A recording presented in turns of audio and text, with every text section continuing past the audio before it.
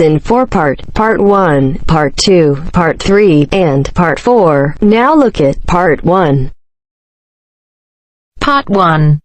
You will listen to an interview with Mr. Sargent and a customer care officer of a vacuum cleaning company.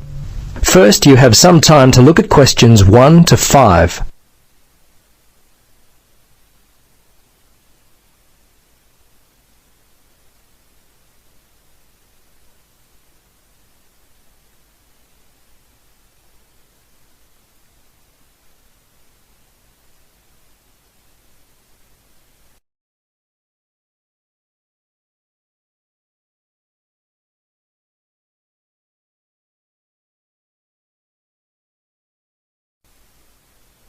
Now, listen carefully and answer questions 1 to 5. Hello. Yes, hello. It's Tom Burlinson calling from Clean It Vacuum Cleaners. Mr. Sargent, is it? Yes. I understand you recently purchased a vacuum from us. Is that correct? Yes, that's right. Well, this is simply a call to find out if you've been happy with your purchase. Our company prides itself on its after-sales service. Just because you've bought from us doesn't mean you're no longer important to us. Could you spare a few moments to answer some questions? Sure. How long will this take? Well, not long at all, Mr. Sargent. Usually only about 3 or 4 minutes. Okay. What would you like to know? Okay, great. I'll just go through the survey form and if you'll just bear with me, this shouldn't take long at all. Okay, first question. Which model did you purchase and when? Yes, it was the super cleaner. We bought it about 2 weeks ago. Let's see, it was a Monday, I think, because my wife's birthday was on the Sunday, 24th. That would make it the 25th. Yes, August the 25th. Okay. Now, do you remember the name of the salesperson? Was he worth remembering? Yes, his name was Jim. My wife and I were very impressed with him. He was a great source of information, very helpful. Great. I'll make sure that your kind words about Jim are passed on to him. Okay, now let's see. Yes. Have you purchased any other products from us this year? Oh, let's see.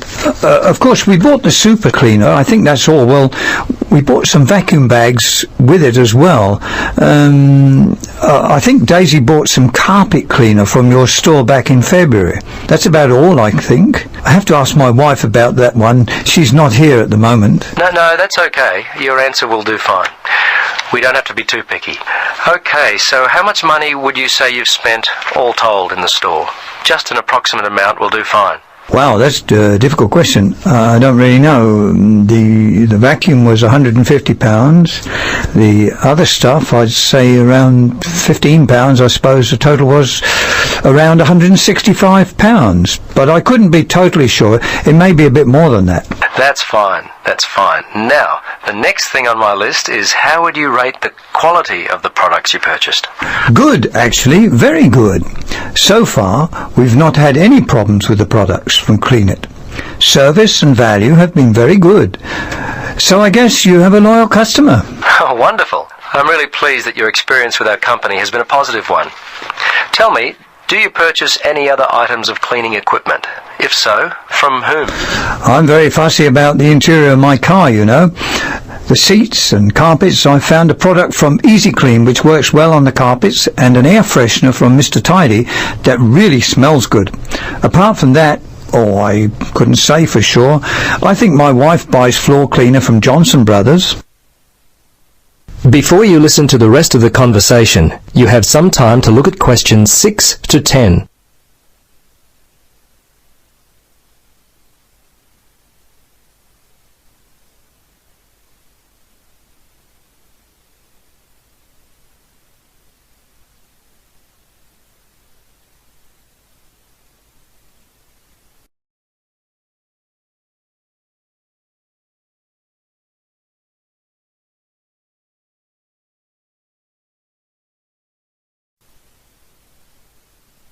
Now listen and answer questions 6 to 10. Well, we've just introduced a new line of car fresheners. You might like to stop by. We'll offer you a 20% discount. Okay, we're almost to the end of the questions. Now, I know you were happy with Jim, but overall, how would you rate the quality of our service? Fine, I thought it was good. The lady in accounts was a little unfriendly, but overall I would say the service was quite good, actually. Jim made all the difference, and you certainly seem to be a very nice person. Oh, thanks, Mr. Sergeant. Please, Tom, call me Terry. Oh, okay, Terry. Very good. Second last question. We're thinking of expanding our trading hours. When are the best times, the most convenient for you to shop? Oh, I'm not a shopper. I mostly leave it all up to my wife. She works full-time. Let's see, for me, I guess I'd have to say Sundays between 1 and 3, and I'm not working on Thursdays now, so if I had to, I guess Thursdays between, say, 11 and 12 noon. Okay. Last question, Mr. Sergeant. Terry, do you have any other suggestions for us? Anything at all? Well, come to think of it now, there was one thing. Turn up the air conditioner. I seem to remember sweltering in there, and it was unpleasant and hot. Also, and this is just me, I always like to have some music playing, quietly in the background. It just makes the place seem friendlier, more professional. Well, I'll certainly mention that to management. Well, that's it. Thanks so much for your time, Terry. If there is anything we can do in the future to help you, don't hesitate to call us. Okay, bye now. Yes, bye-bye, and thanks again.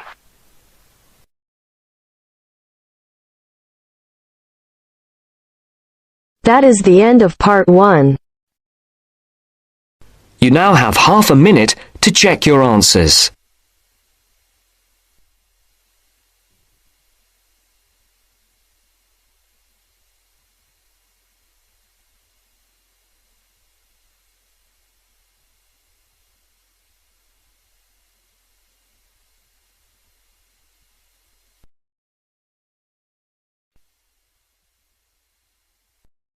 Now turns to part 2. Part 2. You are going to hear a talk about Bell College. First, you have some time to look at questions 11 to 17.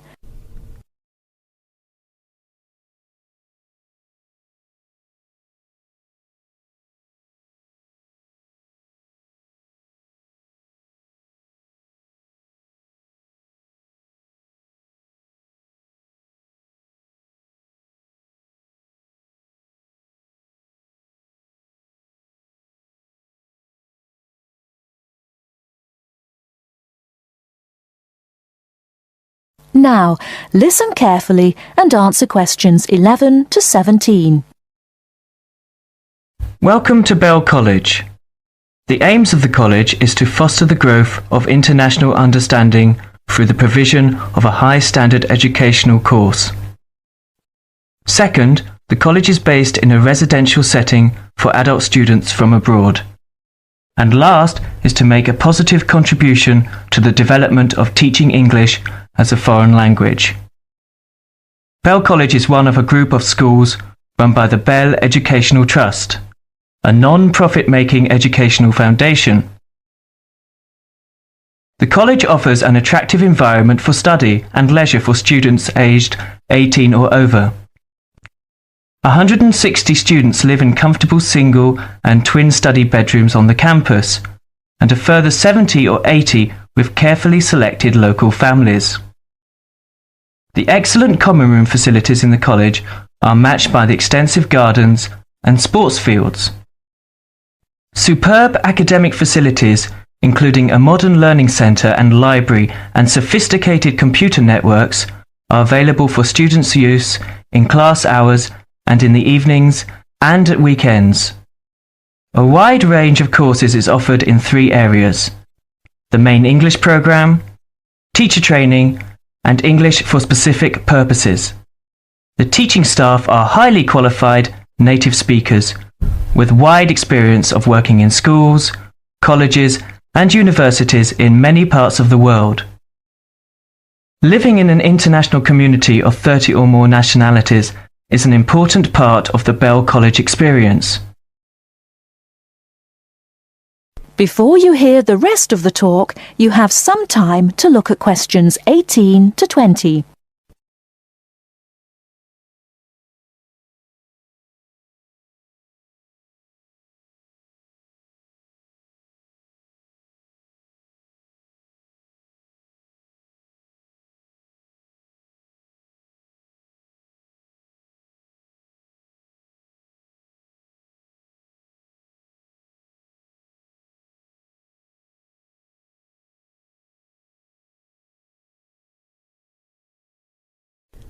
Now listen and answer questions 18 to 20. The main English programme, teacher training, and English for specific purposes. The teaching staff are highly qualified native speakers with wide experience of working in schools, colleges, and universities in many parts of the world. Living in an international community of 30 or more nationalities is an important part of the Bell College experience. Great stress is laid on pastoral care, and the college has its own medical centre. A busy and interesting programme of sporting, cultural and social activities is provided in the evenings and at weekends, with excursions to many parts of Britain.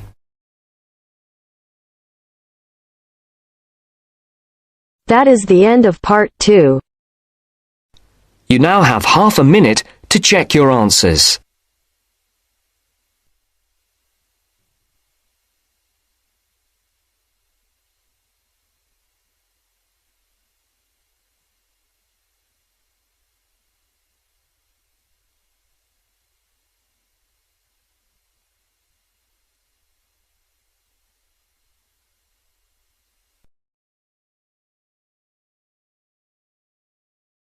Now turns to part 3. Part 3. You will hear some students talking about an arts assignment. First, you have some time to look at questions 21 to 25.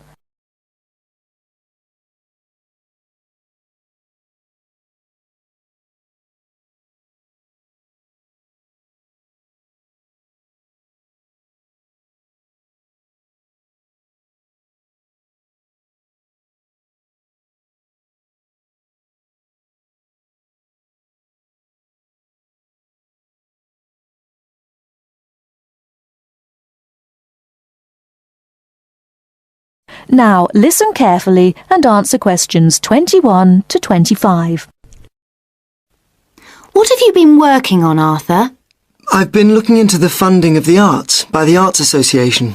Oh, Mr. Simpson gave you that topic, did he? Yes, it's not too difficult. At least all the facts and figures are easy to find, or I think they will be. I've done a lot of useful stuff already.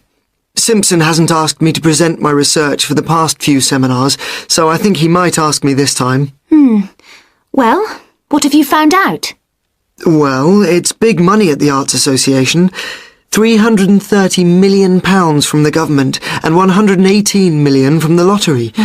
Let me see, I've got my notes here. Now, the Arts Association mission statement tells us that it exists to develop, sustain and promote the arts. So that's clear. But then we need to know exactly how it can do this. However, before we get to that, there are certain issues which the association must take into account. What are those issues? They are, first, access. This is the idea that the arts mustn't be just for the few. Not just Italian opera, but pop concerts too. Something like that. Other issues are education, cultural diversity, social regeneration and social inclusion. All these are different ways of saying that the arts are for everyone. All right, but what does it actually do? It does what it wants, I think. The government does not interfere in its activities, but demands that it gets value for money for its funds. But there must be certain programmes that it carries out. Oh, yes. There is the touring programme, which is what it says. That is, a programme to support... Give money to? Yes, that's right. To support touring companies, for example, dance companies, orchestras and so on. There is also the recovery programme. What on earth is that? It's a financial programme to give extra money to organisations which are financially in a bad way, or which might have financial difficulties in the future. Like it says, it's for their recovery. It all seems very complicated. It is. Before you hear the rest of the talk, you have some time to look at questions 26 to 30.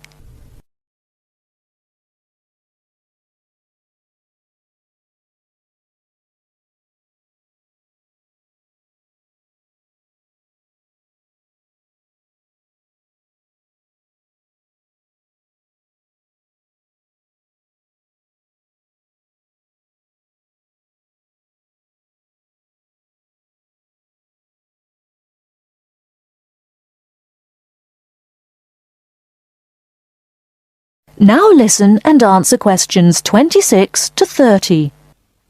Did you get any information on the reading for the other half of our work? Yes, I did. You mean the Art and Society module? Yes. Yes. I met Simpson himself as we were waiting for a train at Norchester Station, so I managed to ask him. Any luck? Yes, I've got the notes I took here. Oh. He told me, of course, to start with Greenberg, who covers contemporary art and the up-to-the-minute movements in America. It's about the modern movements, really. As far as the economic impact of art is concerned, a basic text is the Parliamentary Report on Art and the UK Economy. This gives lots of monetary facts and figures, but the figures are not very satisfactory, as, of course, a lot of the information is confidential and can't be published. Art Now, Art Wow by someone called Dennison sounds exciting, and is about how art and artists are created, presented for buyers, and sold in the US. It's about the whole trade in art as a phenomenon. Like a product? Like washing powder? Yes, that's the idea of the book, anyway. And there's another one here. Oh, yes, by someone called Hampton. It's a book called American Art, which Simpson says is full of discussion on the relationship of art to the other aspects of culture, such as film, television, books, and so on. Popular culture, I suppose. Not just popular. Culture of all sorts, I imagine. Finally, for the spiritual and more abstract aspects of art, he recommends Art and the Mind of Modern Man by Frick. It's sort of about how art relates to how we think.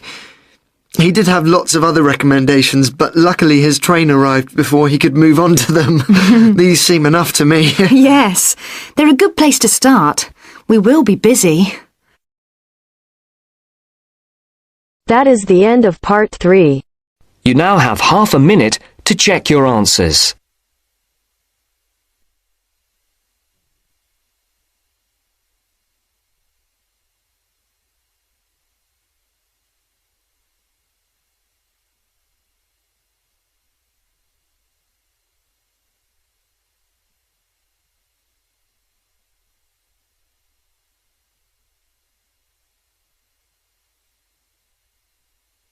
Now turns to part 4. You will hear part of a lecture about the school calendar. Listen carefully and answer questions 31 to 40.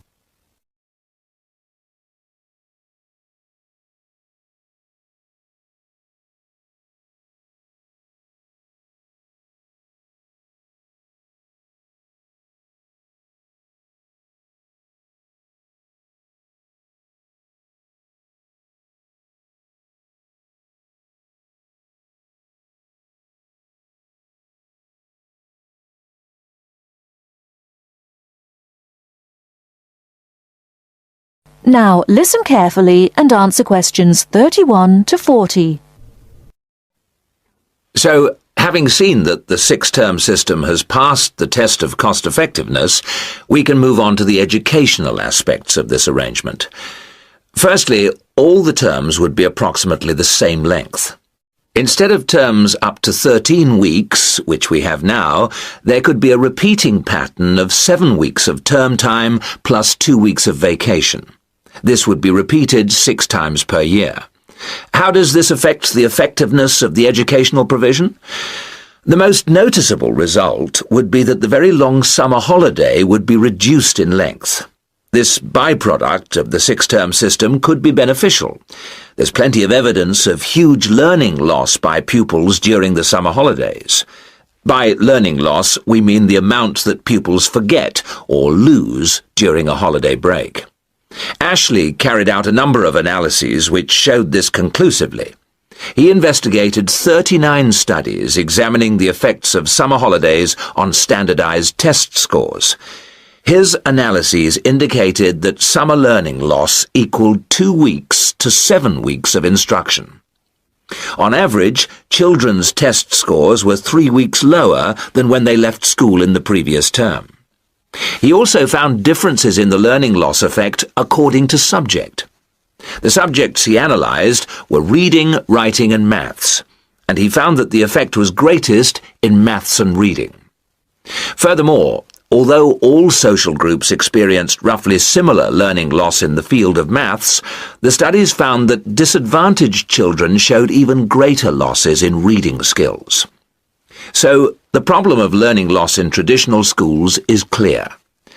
However, the results of studies into the six-term system and learning loss are ambiguous. Marchmont found that pupils in six-term schools maintained their test scores after the shorter holiday period. This is certainly an improvement on the traditional system where, as we have seen, pupils perform worse after the summer break.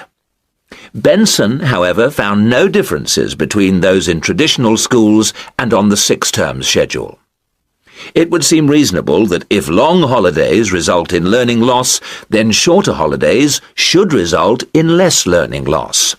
So, we await the outcome of further studies. Historically, of course, everyone knows the reason for our system of 3 terms per year.